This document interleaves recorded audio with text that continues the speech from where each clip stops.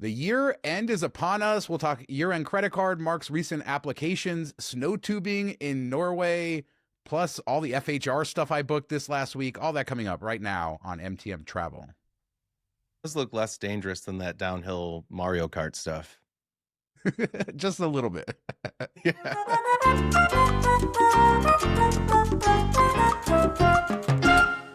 So I am back from my princess cruise, cruising over Christmas. I want to talk about that. I forgot to put that in the intro, but I will talk a little bit about the cruise that I just did. And it was fun to do Christmas on the high seas, even if we sort of missed the family. Yeah, that's what my biggest takeaway or question from this all is. I've never been one to travel on Christmas. I don't even like being at like the in-laws' house or my parents' house. Like I want to wake up in my house, my kids with their tree and all of that, and that's kind of been our tradition since they were born. And I just wonder, like, does that feel weird? Does it feel different? Is it a little bit sad, or is it? Do you think it was worth it? I think it was. I've been waiting for this for years. Let's back up a little bit. So I am Jewish, right? So I didn't grow up celebrating Christmas, but my wife and I have celebrated Christmas for the last 25 years. But in her family, obviously a big celebration, and they usually do it on Christmas Eve. That's when Mexicans tend to do the bigger celebration than on Christmas Day itself. And so I was never able to kind of get her away for that. We did some trips. Like I remember we flew one year on Christmas Day somewhere, and so we did some stuff. But finally I got my daughter also loves Christmas, so it was weird, but I finally got him on board. And it went really well. It was also the last 4 days of Hanukkah, so it's neat on the cruise ship. We did a Hanukkah cruise a few years ago where they allow, they have a space to do the prayers and to do all the celebrations. So it kind of started with Hanukkah, and then Christmas came, and it was neat. You got like thousands of people all singing Christmas carols. They had Santa Claus on board, all kinds of Christmas stuff throughout the week. So they really did a great job on the celebration. You have all the decor around the ship and all of that.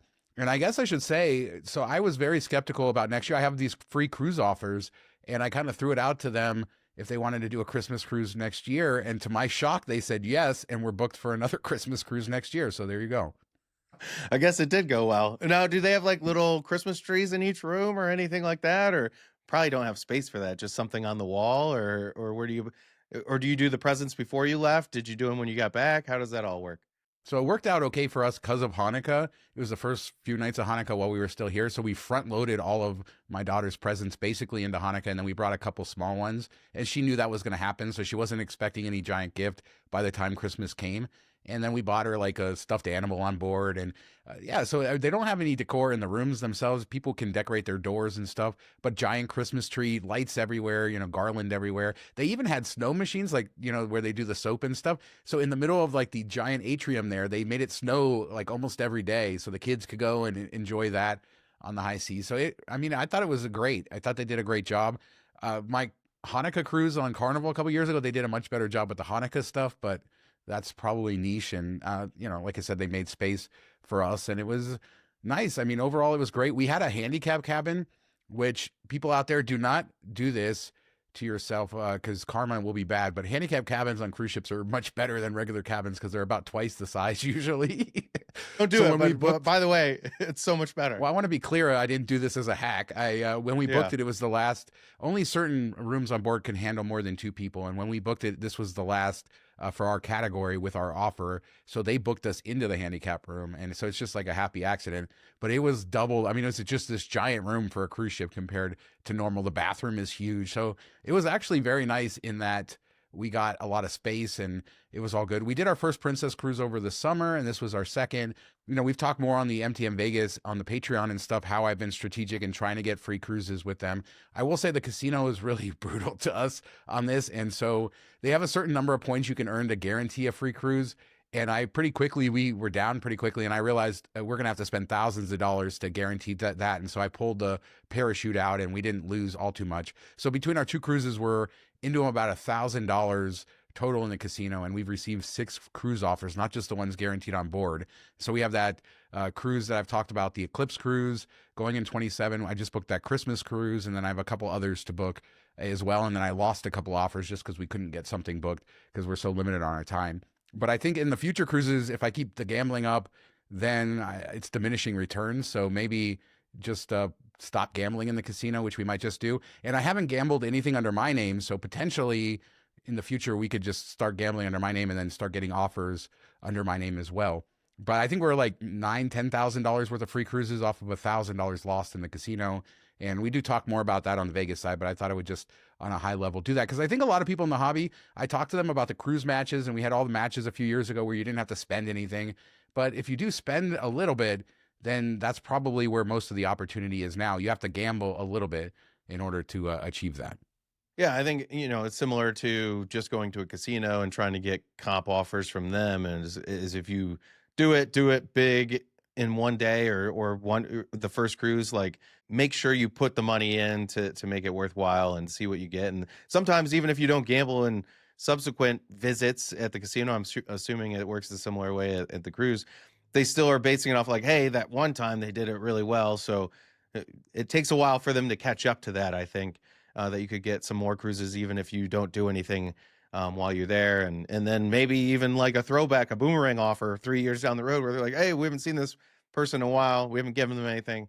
Let's try it. All that stuff. But no, it sounds really good. Now, the room setup, was it like the bunk bed above the bed or how was the room set up this time around?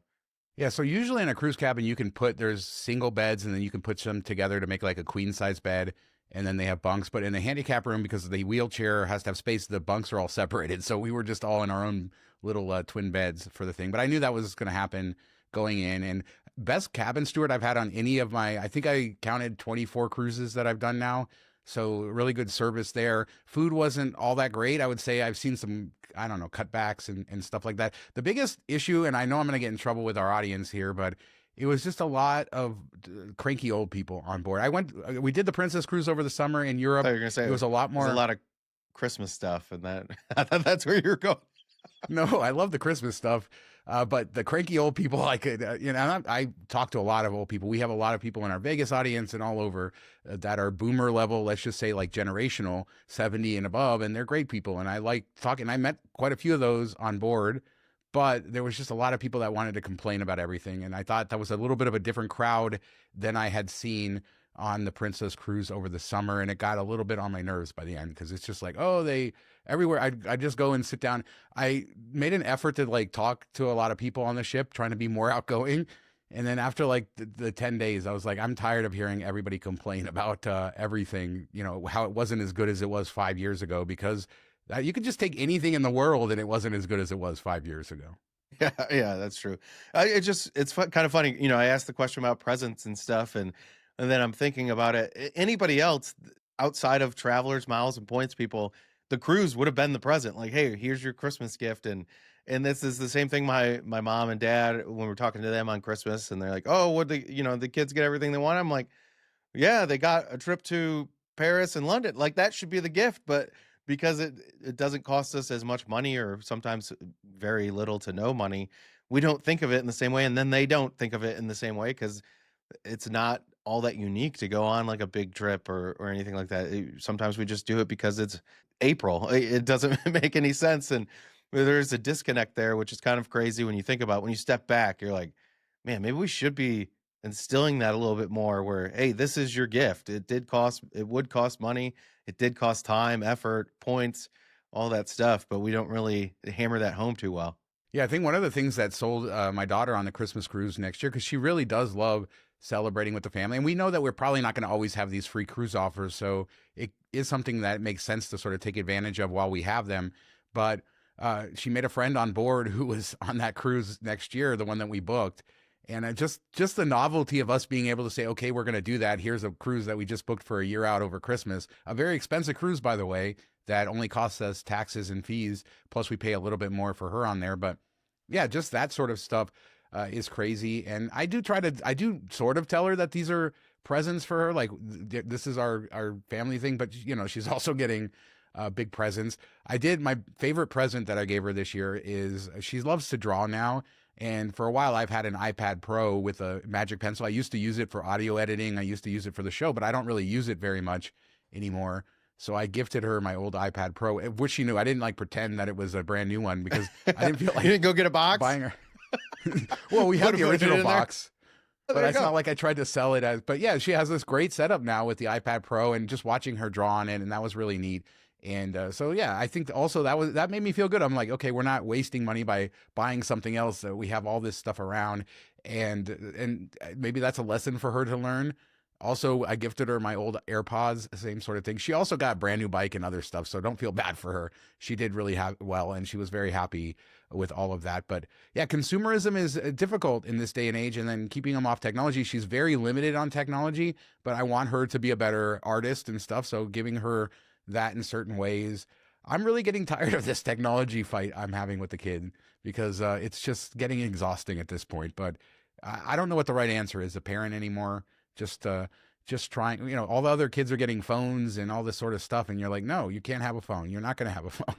But here you go. Draw with a pencil and it's all good. Yeah. No, it's tough. I'll say I mailed it in probably this year with the whole fighting technology. I used to be like, hey, set a timer, come on out. You're out of your room and stuff. And this year, just with everything going on, work and being so busy, it's like, all right, I don't have time to be the screen time czar over here. So this break, they basically don't leave their rooms. They're in there right now. They'll be there all day. And then by the nighttime, I'm like, all right, dinner time. Let's sit and watch something together or do something, play a game, whatever. And I've been bad about that. I feel bad about it, but it's crazy. So much is revolved around that. My daughter's still a year away from being eligible for a phone in our house. So she brings that up all the time. But he'll be in his room.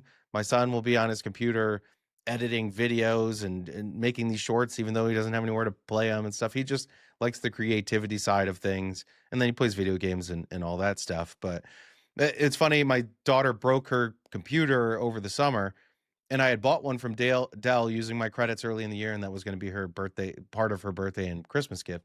But I had to give it to her over the summer because she broke the other one and she was like melting down. And that's how she talks to her friends and all that stuff on Facebook Messenger. So I'm like, all right, here you go. And then like on Christmas Eve, I was like, hey, make sure you go get your computer so we can wrap it up so you can open it tomorrow. Yeah, I mean, it all works. I don't know. I have the screen time settings, and we'll get on to travel and stuff in a second. But I have all the screen time settings. But it's annoying too because sometimes she'll go over the screen time, and okay, you can draw. I can let her use it, but I'm always having to like manually go in and let her do that. And I feel like she's finally settled in. The other thing with the cruise is now that she's getting of a certain age and how interconnected everybody is. One of her best friend that she made on the cruise, the kids always make a new best friend every cruise, but it was this girl from England, and they, hopefully they'll keep in touch. It does seem like this is one of her better friends, but that's also a neat part of this sort of travel is because you can go to a city and never meet other people or locals or, get in, but they're all together in kids clubs and they're all running around and they have time to make a friendship. And then now I'm realizing, obviously when she was 5, she didn't keep in touch with those kids, but now that she's older, she'll be able to choose which ones, and it's much easier in that way. So that's also a nice kind of side effect of the cruise stuff. You're meeting kids from all over the world and being exposed to all that. So we'll see, but I'm tired of the battle, man. Every day she's mad at me every day. The real question is, how was the arcade bill this time? Was it lower? There's a story that I'm not going to tell publicly, Mark. Oh my God, there's a story. Maybe someday I'll tell it, but yeah, the last day she got in a little bit of trouble. It wasn't nearly as much, and all she had to do, it was enough money where she had just asked, it would have been fine, but she didn't, and so she ended up getting grounded for it. So we'll do it, but lessons learned, $20, that's what it was. I'll say it out there, but yeah, you live, you learn, and that's what kids have to do. They have to make mistakes. And the one last thing I like about Princess is they use this medallion. So they use these RFID keys. So you wear this medallion with you at all time, and it tracks you across the ship. And, other people don't have access to that, but we're able to track her. She's able to track us. And so that we're allowed to give her a little more freedom because we're watching her kind of on the app. And I like that. Whereas if we were on another cruise ship, we would have had we keep much closer tabs, keep her in the kids club, keep her with us. And this way we were able to say, okay, she's at the pool deck. We can go do something else. She's still at the pool deck, sort of stuff like that. So I love that about Princess. And yeah, blessed, right? As you mentioned earlier, we're blessed to be able to do all of this sort of stuff. Your big trip to Europe, all these big family things. And I hope my son can join us next year because that's what I hope we can do, because I was missing him. And I don't talk about him enough on the show. He's 25 doing his own thing, but that was one part that was missing from all of it. No, that'd be cool if he could get back in it. And I know he traveled a lot as a kid. I don't think travels so much as much in his blood as it is for her.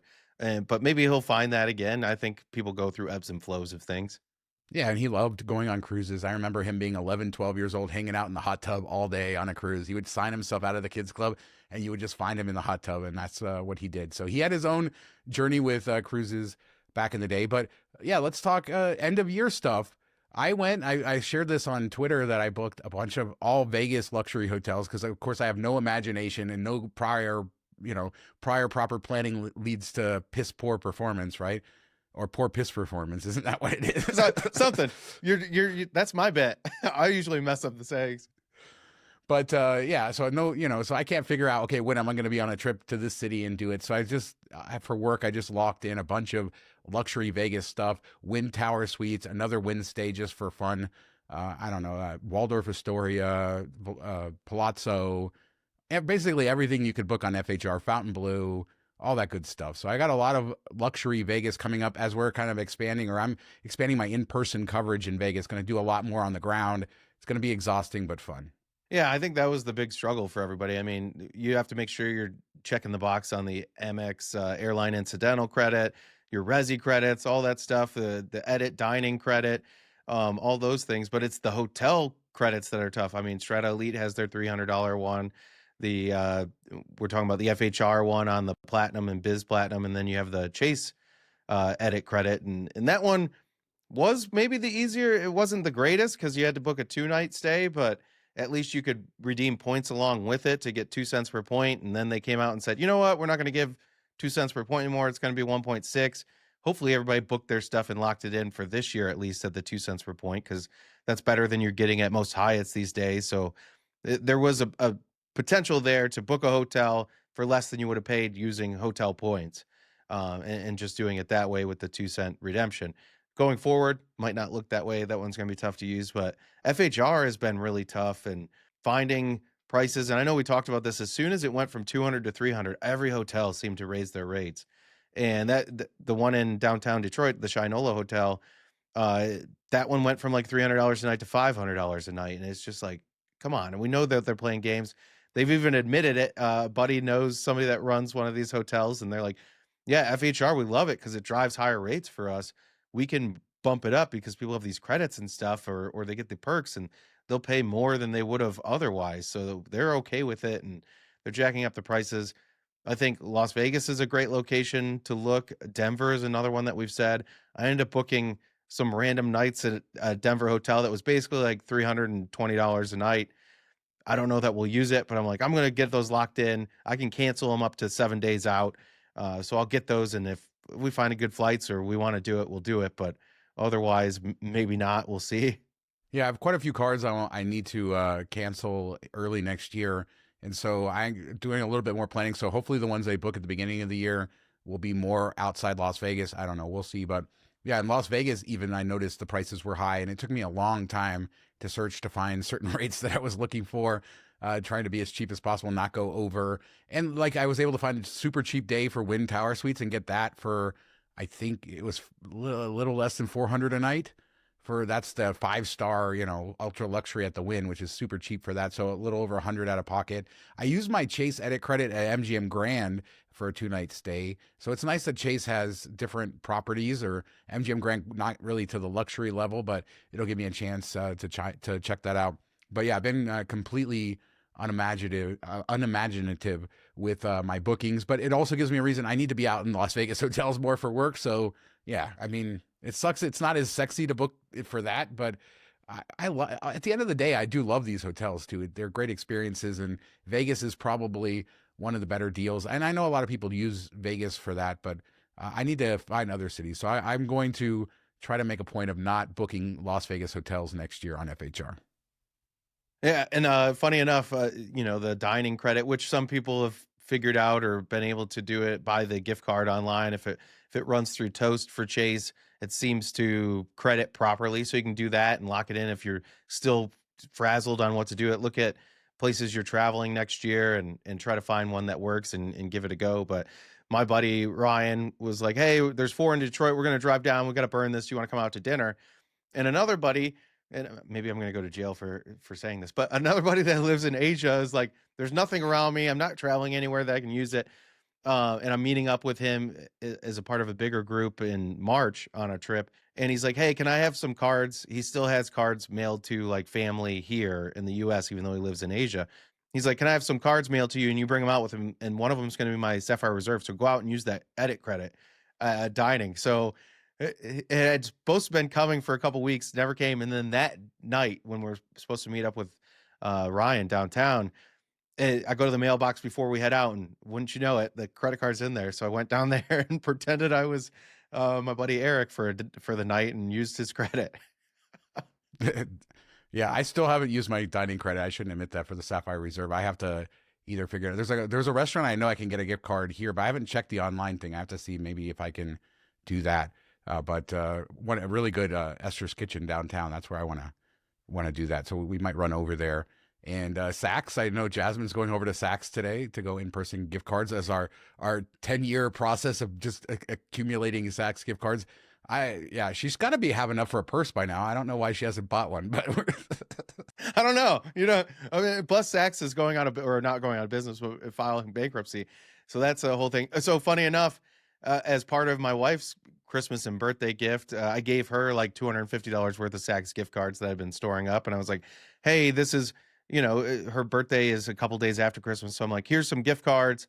Go buy an outfit. We'll go out to dinner, go out to a nice dinner for your birthday. And I thought there was still a Saks off Fifth or whatever that like secondary brand is that has like more affordable stuff, but it had closed around here. And I didn't realize that. I was like, well, I guess you're going to look online, or maybe you can go to the store and find like a shirt for $250. It didn't quite work out the way I had planned it. Yeah, that's like the Lululemon stuff. You get all excited for the Lululemon credits, and then you look at their prices, and you're like, I know that it's supposedly luxury sort of. I don't know. I heard the pants are good. I'm getting a pair of. We just got gift cards, but I'm getting a pair of those fancy pants that everybody says are good for $150, which is insane. You're talking leggings? Are you getting No, they have like men's travel pants. Lululemon has a whole men's line. Yeah, they have a whole. Somebody swore by them. Swears by their shorts. He loves their like athletic shorts. So maybe that's another thing to look at. Yeah, it just kills me when I look at those prices, though. You're like, who's paying that for? But maybe they are really that good. I haven't tried them. I'll have to get my first pair and see it. It's better than my Adidas sweatpants that you love so much. No, I have a stockpile of those too. And my wife's not big into Lululemon. My daughter is. So those are kind of like here and there gifts.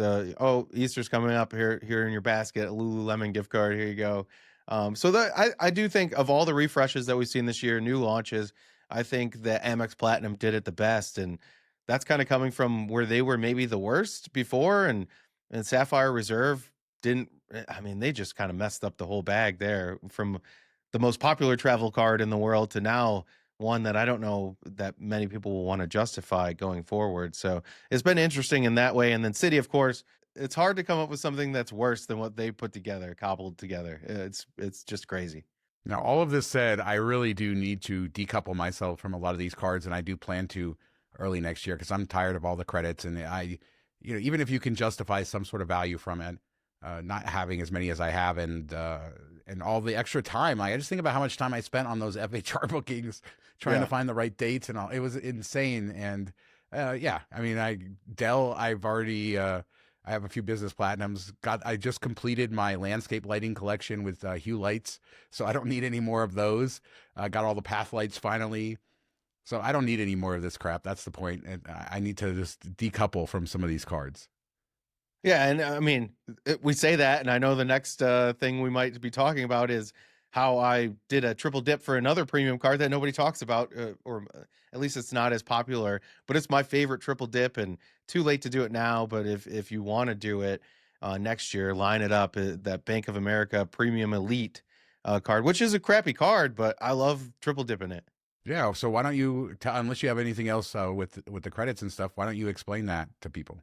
Yeah, so this card is their version of Amex Platinum, Bank of America's version of Amex Platinum or Sapphire Reserve, but it is really light on the travel side of things. The earning isn't great. 2% is kind of where it caps out. Now, if you have Bank of America premium rewards, whatever banking, and you get that spiff for having so much money in their accounts, then it becomes an interesting card to use for some things.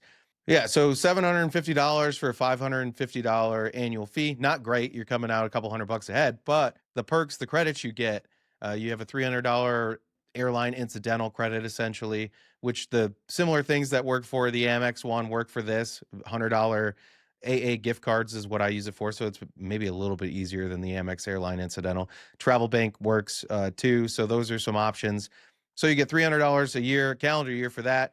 150 lifestyle credits, which some streaming stuff works, but Uber rides, Uber Eats, DoorDash, all that stuff works. So if you sign up in December like we did, you get the bonus, but then you're getting $900 in American Airlines gift cards essentially. 300 December, another 300 January 1st, and then the following January when you're in that little window before you have to cancel, you get another 300. Lifestyle credits, $450, same type of timeline. And we just DoorDash dinners. We did some extravagant DoorDash, and we did pick up so you don't get hit with all those fees and the higher prices and everything. So that worked out really nice. But there's another $450. So you're at $1,350 for a $550 annual fee plus $750 sign up bonus, which is pretty great. And they still have the best priority pass out there. You still have restaurant access with it. And you can add up to, I think, 4 people, and they'll get their own priority pass as well. That works exactly the same as the main card holder. You can't change that. So once you set somebody that's set and they're stuck at that, it's kind of, you can't like swap people out each year. You get a limited slots, and that's for life. But it's a really good card if you care about that and you want to go to restaurants or you like priority pass. Yeah, it's interesting to start thinking about that. There's all kinds of cards where you can do this, but that's a good opportunity there. And it's nice. I mean, the priority pass thing, it seems like it's a little thing, but I talk to people when we go to meetups and stuff, and they do go to the restaurants a lot or they miss it a lot. And so having the option to have a card that gets you that is actually meaningful to some people, whereas I never really used the restaurants very often. And when I did, it was because I was forcing myself to. So it was never a huge thing for me to lose. I signed up for, and this makes no sense, like it wasn't in window or anything, but I've been meaning to get the World of Hyatt business card, and I signed up before I went on the cruise because I was going to just do the whole spending on the cruise for it, and Chase managed not to get me the card on time. So now I have to, so now not only did I not get the best bonus possible, I just thought, okay, I need to get it, Chase, it just made sense with my overall strategy and the timing and everything. And I was like, okay, I can just hit the entire spend on the cruise. And none of that happened. So I was dumb, basically. So don't be like me. But I'm glad I have it long term for my strategic Hyatt planning. That's why I got the card.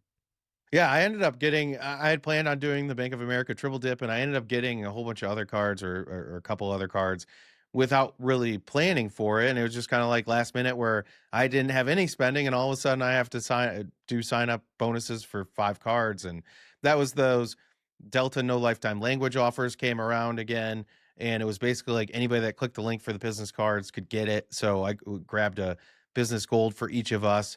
I did have to close, and this is a mistake that I made, not paying attention. I had to close one of my cards because they wouldn't approve it. I was at 5 Amex cards, not charge cards, but regular credit cards. So I closed, I thought it was the Blue Business Plus that I had forever, but I closed it, and that was a no lifetime language offer I signed up for back in April. So I closed it within the 12 months. But luckily that was only a 25,000 point bonus. So I'm expecting it to get clawed back. I'm okay giving up 25,000 membership rewards for 90,000 Delta Sky Miles. So we each grabbed one of those. We each grabbed one of the Bank of America premium cards.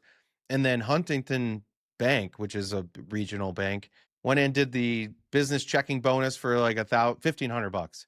So I was doing that, and I went back in after it posted to downgrade to the no fee business checking account. I didn't want to get hit with that monthly fee. And while I'm there, the lady's like, "Oh, would you like this business credit card for $400 sign up bonus after $4,000 in spend?" Look at it, gets 4% back on gas and a couple other categories, up to $7K per quarter. So I'm like, "Oh, this is like adding another Discover Freedom type card to the mix. Heck yeah, I'll grab that too." So I'm working on that as well. And yeah, I mean, how are you doing all the spending? You have, are you spending as much as you used to? I know we're not going to go into details of all of that, but are your bandwidth as good as it's ever been? Yeah, I think it's probably as good, if not better. I mean, some things come and go, and some things have gotten a little bit harder, but I still spend a lot of time at Speedway. Yeah, and we both have private groups, and we talk about some of that stuff privately with with what we do, and just kind of talking to other people in the community and people sharing how they're able to do this, and so that information is out there, just for people. But yeah, Speedway, I love Speedway. 7-Eleven hasn't ruined it, at least the one here. Yeah, it's been interesting. They switched over to the system, which I don't think 7-Eleven system is as good. You can't buy as many things with a credit card on that system, but there's still cards that you can buy that earn points, Speedway points, which make it a negative acquisition cost. So even if you're just looking at a way to earn whatever 4x, 5x, whatever you earn for gas somewhere else, similar to what people do with those no fee Staples and office store deals where they'll buy it and then use those cards elsewhere. Speedway is another option if you have some around you, because you'll earn enough in free gas that it offsets any fees you're paying for. And then gas is a good category that has bigger caps than maybe an office store does. So it's definitely something to consider if you have some in your area. And while we're on these kind of topics, InKind, they're running their $50 promotion for referrals again. Obviously, you can sign up. I have a referral. You'll get 25 off 50. We just did, well, I want to say, because I was just in Miami, and the amount of restaurants they have in Miami, and then I started looking at other cities. InKind has really gotten crazy. They have done a really good job of getting many more restaurants. I think in Vegas, we're up to like 50 different restaurants that you can use it at. But it's really neat because you get 25 off 50 when you sign up, and then just refer other people in your family or whatever. And when they use it, then you'll get a $50 bonus. And I think that's running for a while. And like we just, we stayed at the Hyatt Regency Coral Gables after our cruise, and I just popped up InKind. I'm like, what restaurants? And within a 5-minute walk of that hotel, there were like 10 restaurants, and we didn't want to do a whole sit down. So we found this Mexican place that was kind of like a local Chipotle kind of thing. And it wasn't the cheapest. It was like $53 for the three of our food, but I had a 25 off 50 thing. And then I have gift cards that I bought at Costco for 35% off, which you could sometimes do better than that. And so my $53 meal became $18 out of pocket. And I just think people shouldn't be sleeping on it, because it's not like a couple years ago where there was like 5 restaurants in a couple cities. It's really expanded quite a bit. Sounds like Chipotle prices, to be honest. 3 people fit. Yeah, that's right in that right in that range. I felt great at $18. It felt, Yeah. for 3 items there. And then we had like, drinks and everything else, and it came out to that. But it's really neat. And then I was just looking in Vegas this morning, and they've just added like 10 new places and all kinds of bars too in Vegas, in the Arts District, which is one of our favorite areas. And I just wanted to point out for people, it's not just sign up, but if you start referring your friends and family when they're offering these $50 promotions, it does start to add up pretty quickly. And that's always good. So they run the $50, I don't know, every few months, it seems like, but that's running through next year. And I'm more and more of a fan. Admittedly, I do have referral money, and so I'm trying to use some of that up. But really high quality, all the Jose Andres restaurants in Las Vegas are on InKind. So they're doing a good, Crazy. just to stay away from Mark Wahlberg's La Flecha, because that's no good. No, I'm surprised that they've been able to do this. And then you look at something like Built Dining or any of the airline dinings, they don't have that many restaurants. Even like Resi's grown quite a bit, but they're still short on some things, comparable restaurants that you'd think would be there. And then Chase, their restaurant list is laughably small. I mean, I know it's growing, but how is InKind, which I would think InKind is causing the restaurants more money than any of these other things would. I don't know what the kickbacks are, but if they're selling, 35% off gift cards and they're giving 25 off 50 and everything, somebody's got to be paying that. I'm guessing they're getting it from the restaurant, or at least a good portion of it. You would think these other programs would be like, hey, we cost a lot less. We're only going to give them 3 extra built points. Give us 10% referral for it, or whatever, however the deal works. You think that those would be bigger or more plentiful or have better array of things versus InKind. It's kind of surprising in that way. Yeah, I think InKind has finally got to the sweet spot where it's established enough and they have enough properties, but they still have marketing dollars to throw all this stuff out there. So I don't expect it to stay as good as it is. And, like I said, you get 25 off 50 when you sign up, but in the last year, I've probably gotten 20 of those coupons in my account. They just show up 25 off 50. The one I just used showed up a few weeks ago, and it expired at the end of the year. And then I know DDG has written about the 15 off 15s, and then you click a link and Dr. Credit has does a good job. Both of them do a good job of keeping up on all of those. So there's definitely promotions that happen throughout the year. You can't combine the referral credit with those coupons. So that's why I have some gift cards. Even though I have referral credit, I'll use the gift cards when I have a coupon. And then I have those at from 35% off from Costco. But yeah, it's definitely something people shouldn't be sleeping on. At least check what they have in your city. And I think, that's the best case example. $53 worth of food for $18, and it was pretty good. No, and that's probably the biggest expense when people get. I mean, we can use miles and points to travel places, to stay places, but when you're boots on the ground, it gets expensive if you're eating, especially with a family. So if you can discount that with these types of programs that work anywhere, it can be a big savings and save you a lot of headache too, trying to figure out where to eat and stuff. You just pull up that app and you're okay. This one looks good. Let's go check it out. And we're getting it at a huge discount. It goes a long way. I owe you some drinks when you're in Vegas with some of my InKind credits. So There you I go. will make good on that. So anything else to talk about before we go into snow tubing? This looks so cool. Yeah, I just saw this pop up, and uh, I don't know. At first I don't know if anything's AI or not AI at this point. I always have to all right, take a step back for a minute, watch this. But I'm like, okay, it looks legit and it looks cool. It's like whitewater rafting, but and toboggan at the same time, going down, wearing a helmet, all this stuff, but a roller coaster mixed in there. I don't know, a lot of fun. Yeah, kind of like doing a bobsled, but not without the skill that you. I mean, have you ever seen a bobsled like track in person? It's nuts to me that people do that. Like it's so scary looking, and this looks like more of an approachable thing. You are right about the AI. It's getting insane on the internet at this point to try to figure out what is real and what's not. And this does look real. Yeah, we didn't verify that this is a thing, but so let us know down in the comments. But it should be a thing, and it doesn't look all that dangerous, right? It looks like No. it's somewhat controlled and like kind of like the go-karts we talked about, and a ton of fun. Yeah, like whitewater rafting on snow. Yeah, I think you nailed it. Yeah, I think it looks more safe than Action Park used to be, or Class Action Park, with their white water rafting with big rocks on the side, and you're getting shoved up into them, and you're not wearing helmets or anything. I think this is way better, and I think it's kind of like an inflatable raft, and the size of it looks like it just hits the walls right, so it never really gets turned around or anything. It seems like it'd be a lot of fun. I would definitely do it, and like I said in the opening, those Mario Kart things that we've seen, scooters going down hills where people are running over each other. That looks way more dangerous, and that's a real thing. Yeah, for sure. I guess one last thing to close: Six Flags Qiddiya is opening today as we record this and publish this. So this is this is big in the travel space because this is Saudi Arabia's push to sort of do what the Emirates have done over the last 20 years and build tourism. And Six Flags Qiddiya is their first big amusement park project. There was rumors Universal may announce a park there pretty soon.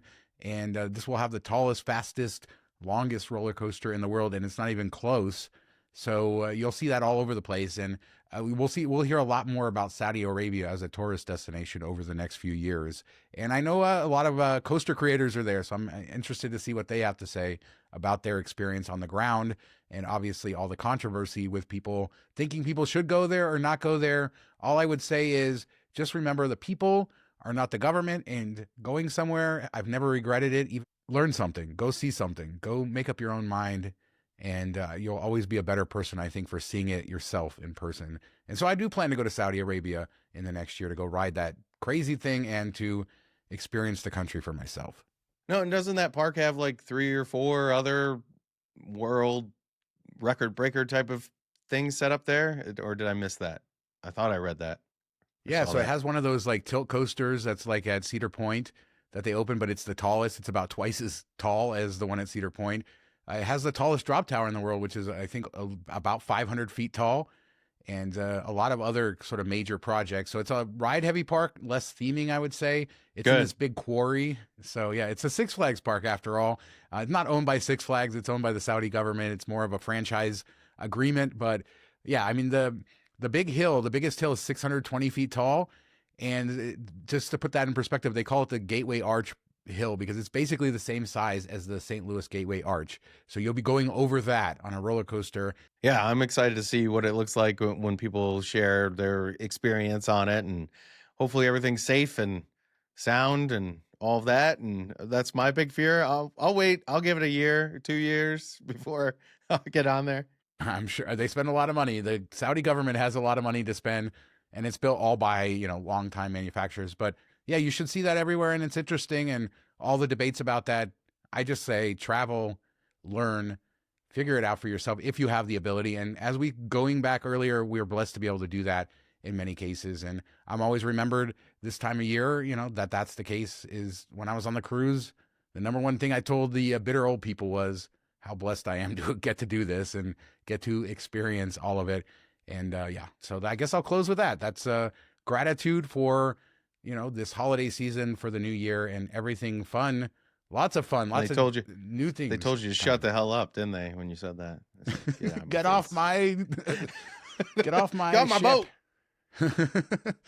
Thank you guys. We're doing a new show every Monday. We have Vegas Tuesdays and Fridays. Check it out. Happy New Year, and talk to you next week. Have a good week, everybody. Happy New Year.